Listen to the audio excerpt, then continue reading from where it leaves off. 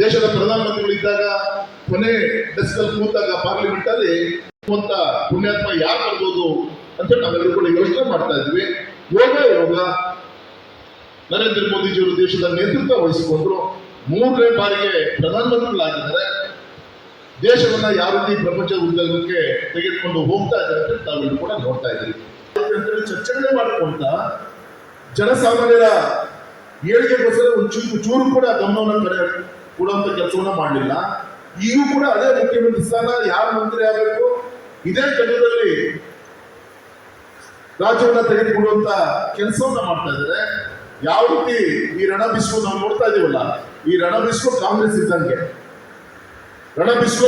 ಇದ್ದಂಗೆ, ಒಂದು ಬದಲಾವಣೆ ಕಾಲ. ಈ ರಣಬಿಸ್ಕಿಂದ ನಾವೇನು ಮುಂಗಾರನ್ನ ಮಳೆಗಾಲನ ನಾವೇನು ನೋಡ್ತಾ ಇದೀವಿ, ತಂಪನ್ನ ನಾವು ನೋಡಲಿಕ್ಕೆ ಬಯಸ್ತಾ ಇದೀವಿ, ಅದು ಬಿಜೆಪಿಯ ಒಂದು ಕಾರ್ಯ ಶುರುವಾಗುತ್ತೆ ಅಂತ ನಾನು ಇದು ಅತ್ಯಂತ ವಿಶ್ವಾಸನ ನೀಡಲಿಕ್ಕೆ ಇಷ್ಟಪಡ್ತೇನೆ. ತುಂಬಾ ದಿನ ಕಾಯುವಂತ ಅವಶ್ಯಕತೆ ಇಲ್ಲ.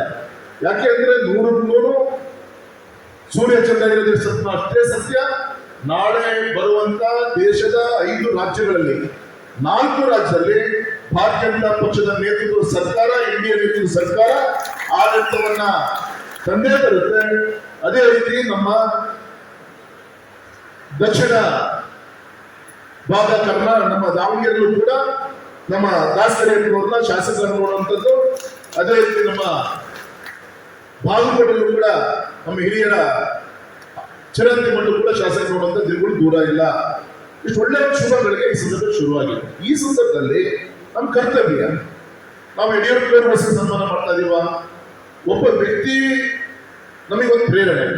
ನನಗೆ ಇನ್ನೂ ನೆನಪಿದೆ, ಯಡಿಯೂರಪ್ಪನವ್ರ ಜೊತೆ ನಾನು 2ನೇ ಕ್ಲಾಸು ಆಗಿತ್ತು.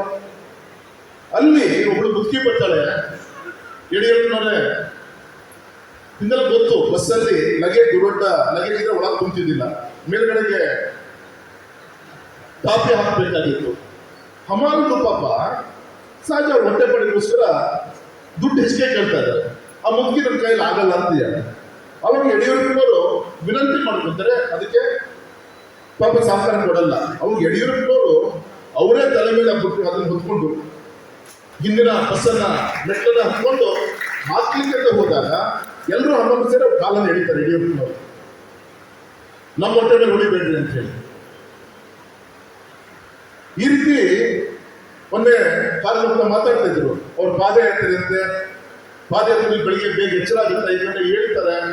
ಕಟ್ಟಿಗೆ ನನ್ನನ್ನು ತೆಗೆದುಕೊಂಡು ಒಲೆ ಉರಿ ಮಾಡಿ ಬಿಸ್ಕಿಟ್ ಕಾಯಿಸ್ಕೊಂಡು ಸ್ನಾನ ಮಾಡಿ ಉಳಿದವ್ರನ್ನ ಏಳಿಸ್ಕೊಂಡು ಮತ್ತೆ ಪಾದಯಾತ್ರೆಯನ್ನ ಮಾಡ್ತಾ ಇದ್ರು ಅಂತ ಅವರು ಹೇಳ್ಕೊಳ್ತಾರೆ. ಮಧ್ಯಾಹ್ನ ಊಟಕ್ಕೆ ಅನ್ನ ಇಟ್ಟಿದ್ದಾರೆ, ಬೆಳಿಗ್ಗೆ 8-9 ಗಂಟೆಗೆ ತಿಂಡಿ ಆಗಿದೆ. ಯಡಿಯೂರಪ್ಪನವರು ಬೈಸಿಕಲ್ ತಗೊಂಡು ಪುರಸಭಾ ಅಧ್ಯಕ್ಷರು, ಅವ್ರಿಗೊಂದು ಅಭ್ಯಾಸ, ಬೆಳಗ್ಗೆ ಎದ್ದು ಚೀಫ್ ಆಫೀಸರ್ ಕರ್ಕೊಂಡು ಯಾವ್ಯಾವ ನೆಲೆಯಲ್ಲಿ ನೀರು ಹರಿದು ಹೋಗ್ತಾ ಇರ್ತದೆ ಅದನ್ನು ನಿಲ್ಸಂಥದ್ದು, ಟ್ಯೂಬ್ಲೈಟ್ ಇರ್ತಿದೆ ಟ್ಯೂಬ್ಲೈಟ್ ಆಫ್ ಮಾಡೋಂಥದ್ದು ಮಾಡಿಕೊಂಡು ದಿನ ಬೆಳಿಗ್ಗೆ ಸೈಕಲ್ ತಗೊಂಡು ಎಲ್ಲರೂ ಕರ್ಕೊಂಡು ಹೋಗಿ ಬರ್ತಾ ಇದ್ರು. ಆದರೆ ಅವತ್ತಿಗೆ ಹಿಂದಿನ ರಾತ್ರಿ ಫೋನ್ ಬರುತ್ತೆ, ಅವ್ರ ಮೊಬೈಲ್ ಇಲ್ಲ. ಮೇಮೂಬ್ ಅಂತೇಳಿ ಒಬ್ಬ ಲಾಯರ್, ಅವ್ರ ಮನೆ ಲ್ಯಾಂಡ್ಲೈನ್ ಇತ್ತು, ಅಲ್ಲಿಗೆ ಟ್ರಂಕಲ್ ಫೋನ್ ಬರುತ್ತೆ.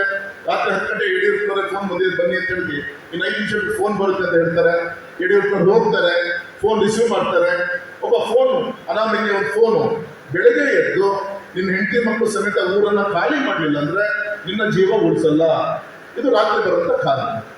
ಆದರೆ ಯಡಿಯೂರಪ್ಪನವರು ಅವತ್ತಿನ ಒಂದು ಹೋರಾಟ, ಅವರ ಸಿಟ್ಟು, ಅದು ಯಾವ್ದು ಕೂಡ ಅವ್ರು ಕೇರ್ ಮಾಡೋದು. ಬೆಳಗ್ಗೆ ಅವ್ರು ಹೇಳ್ತಾರೆ, ನಮ್ಮನೆಯಿಂದ ಒಂದು 40 ಮೀಟರ್ ದೂರದಲ್ಲಿ ಹೋಗ್ಬೇಕಾದ್ರೆ ಒಬ್ಬ ಹೆಸರಿರ್ತಕ್ಕಂಥ ಚೂರಿ ಶಿವಮೂರ್ತಿ ಅಂತೇಳಿ, ಅವ್ರ ಹೆಸರು ಚೂರಿ ಶಿವಮೂರ್ತಿ ಅಂತೇಳಿ, ಕಾಂಗ್ರೆಸ್ ಮುಖಂಡ ಇಂದಿರಾ ಗಾಂಧಿಗಳು ಮುಖಂಡರ ಗುರುತಿಸ್ಕೊಂಡಿದ್ದೀವಿ ಅಂದ್ರೆ ಅವ್ರು ಮಾಡಿದ ಫಲ, ಅವ್ರು ಮಾಡಿದ ಹೋರಾಟ, ಆ ಫಲವನ್ನ ನಾವೆಲ್ಲ ಇವತ್ತು ವೇದಿಕೆ ಮೇಲೆ ಇರ್ತಕ್ಕಂಥ ಎಲ್ಲ ಗಣ್ಯರು ನಾವು ನೀವು ಊಟ ಮಾಡ್ತಾ ಇದೀವಿ.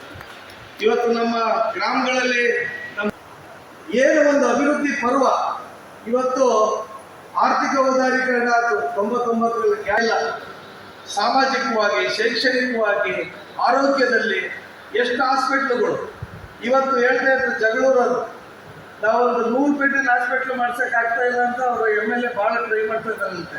ನಾವೆಲ್ಲರೂ ಅಲ್ಲ 200 ಬೆಡ್ ಹಾಸ್ಪಿಟ್ಲ್ ನಮ್ಮ ಯಡಿಯೂರಪ್ಪ ಅವರೆಲ್ಲ ಸ್ಯಾಂಕ್ಷನ್ ಮಾಡಿ ಕಾರ್ಯನಿರ್ವಹಿಸ್ತಾ ಇದ್ದಾರೆ. ಆರೋಗ್ಯದ ವಿಷಯದಲ್ಲಿ ನಾನು ಹೇಳೋದಾದ್ರೆ ಭಾಳ ಜನ ಯಾರಿಗೂ ಪೂರ್ವವಾಗಿ 2008ರಲ್ಲಿ ಯಡಿಯೂರಪ್ಪನವ್ರಿಗೆ ಅಧಿಕಾರ ಕೊಡ್ಲಿಲ್ಲ ಅಂತೇಳಿ ಏನೊಂದು ಅಲೆ ಎದ್ದಾಡ್ತು ಅವತ್ತು ಭಾರತೀಯ ಜನತಾ ಪಕ್ಷಕ್ಕೆ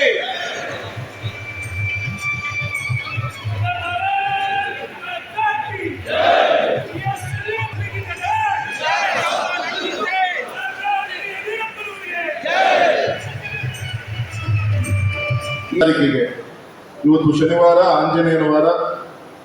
ಕರೆಕ್ಟ್ ಮುಂದಿನ ಶನಿವಾರ ಒಂದು ವಾರ ಮಾತ್ರ ಸಮಯ ಇದೆ. ಅಭಿಮಾನೋತ್ಸವ ಕಾರ್ಯಕ್ರಮಕ್ಕೆ ಪೂರ್ವ ತಯಾರಿ ಸಭೆಗೆ ಆಗಮಿಸಬೇಕು ಅಂತ ಹೇಳಿ ನಮ್ಮ ಸಂಘಟನೆಯಿಂದ ವಿನಂತಿಯನ್ನು ಮಾಡಿಕೊಂಡಾಗ ಸಾಕಷ್ಟು ಬರಲೇಬೇಕು ಅಂತ ಹೇಳಿ ಇಷ್ಟು ದೊಡ್ಡ ಸಂಖ್ಯೆಯಲ್ಲಿ ಆಗಮಿಸಿದಂತ ನಮ್ಮ ದೇವಗುರುವಂತ ಎಲ್ಲ ಕಾರ್ಯಕರ್ತ ಬಂಧುಗಳಿಗೆ ವೇದಿಕೆ ಪರವಾಗಿ ಹೃದಯಪೂರ್ವಕವಾಗಿ ಸ್ವಾಗತವನ್ನ ಬಯಸ್ತಾ ಇದ್ದೀನಿ.